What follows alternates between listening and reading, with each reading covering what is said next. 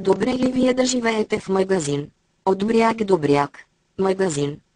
В това превърнаха България. И хората си купуват. Купуват от дранкулките и буклуците, от които всъщност нямат нужда. Измийски гъсна клечка да им продадеш и него ще изедат. Стига да е пържен и полят с някакъв гаден сос. Превърнаха работничките, например, в парчета месо. Машини за бебета. Преди те ходеха в космоса и стреляха по германци. Сега са като поточна линия. За бебета. Всеки 9 месеца снасят по едно. И всичките приличат на бащите им. Дебели сранички на гърба пълни с буклуци. За да им са свободни ръцете да се тъпчат с още. Той хлебарките могат да се множат, не е голямото геройство. И как им се струва на тея хора да живеят в магазин? Те си мислят, че е супер. Разпродажба. Търговия с буклуци. И се трепят да ги купуват. Срам, точно заради такива като тях. Всеки нормален човек би се отказал да си губи времето хранейки надежди, че някога нещо ще се оправи. Вместо това той се концентрира само върху това колко прецакано е всичко. И започва да се радва на природните бедствия и злополуки, сякаш иска природата да си връща на хората. И дори и тези, които все още мислят, че ще намерят начин да направят положението по-добро, той пак не би искал да бъде включен. Нещо повече, не само ще се концентрира върху прецаканото, но ще се надява всичко да се прецака още повече. Бедствието да се разрази и излезе извън всякакви пропорции. И ще ви дам конкретен пример. Дай да речем, че язовир Искър му се счупи стената и вода залее центъра на София. Наводнявайки електрическите трафопостове, събаря светофари и спира движението, блокирайки улици, така че линейките и екипите на гражданска защита не могат да минават. И същевременно, една от онея едномесечни топлинни вълни от глобалното затопляне ни връхлети. И няма електричество, няма климатици, няма вода за хигиенно ползване. Така че холера, дизентерия и дребна шарка плъзват по народа, и милиони хора започват да умират по улиците, но преди да умрат, паразити изяждат мозъците им и те напълно полудяват, и нахлуват в болницата, ама болницата не може да помага на всички тези жертви, затова тези хора изнасилват медицинските сестри и подпалват цялата болница и пламъците от нея ги подлудяват още повече. Така че те почват да колят служители на социални грижи и чистота и голям вятър духва и цяла София потъва в пламъци и хората, които още са здрави, те се ядосват на болните хора и започват да ги разпъват на кръст и да им крадат бельото, някакви такива неща. И тогава всички се напушват сам фетки и кристали и маршируват до кметството, където изгарят кмета на клада, удушват жена му, и се редуват да изнасилват статуята на княза Освободител, и до този момент, изглежда, че много скоро нещата ще започнат да излизат извън контрол. И затова всички се панират и се опитват да напуснат София по едно и също време и започват да се блускат по улиците и хиляди хора биват стъпкани и бездомни кучета започват да ядат труповете им.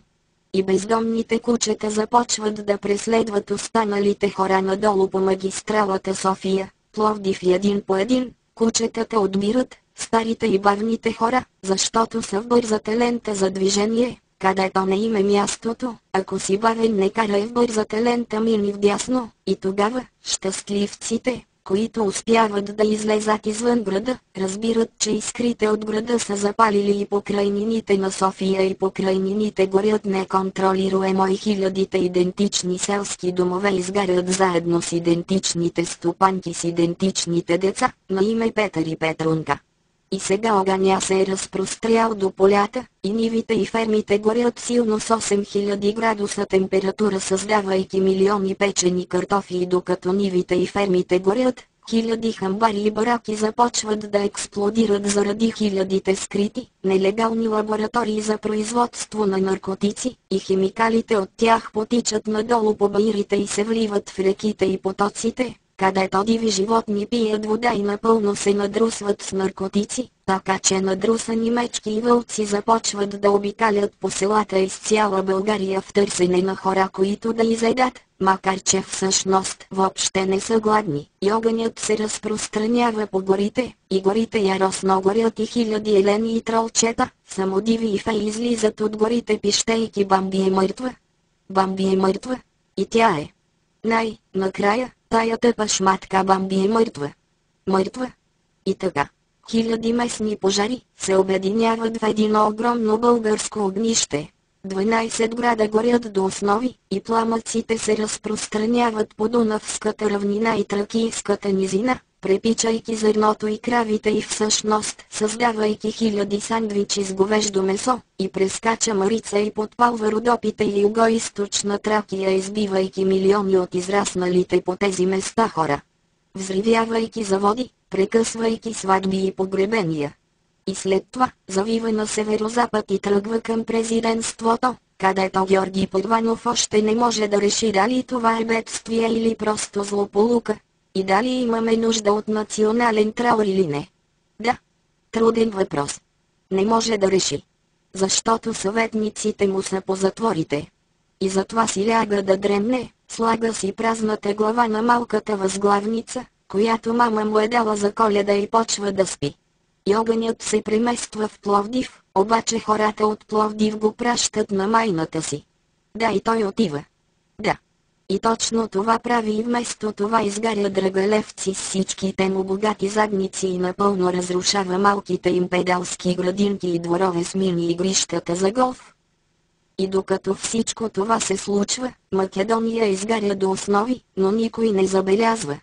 И сега целият югоизточен Балкански полуостров е подпален, създавайки термално въздухообменно течение, което изгражда запалителна циклонова макросистема, която образува атмосферна мега буря, разбивайки молекулярната структура на атмосферата и всъщност променяйки законите на природата. Огън и вода комбинирани, горящи облаци от изгарящ дъжд падат нагоре, гама лъчи и слънчеви магнитни бури подпалват ионосферата, създавайки огромни облаци от ионизирана плазма, мълнии и светкавици 200 милиона километра дълги, започват да излизат от южния и северния полюс и небето се изпълва с зелени неща. И тогава, изведнъж, цялата мембрана на времето и пространството се разделя на две. Огромна цепнатина в Вселената се отваря и всички мъртви хора от миналото започват да падат обратно на земята. Хитлер, Сталин, Ленин, Ганди, Чарли Чаплин, Шекспир, Жана Дарк, Чичо ми Стоян. Твоят Чичо Стоян. На всички мъртвите Чичо Стояновци. Непрекъснат поток от мъртви Чичо Стояновци пада през цепнатината. И всичките мъртви Чичо Стояновци се събират около кухненската маса, и започват да играят карти и да пушат цигари и да си говорят, и те говорят за това, как никога нямат време за почивка, как родителите им не ги обичали и как децата им са неблагодарни, как никога няма да ги повишат на работата, как никога не им стигат пари, и как циганите са разглезени и евреите са ги ограбили.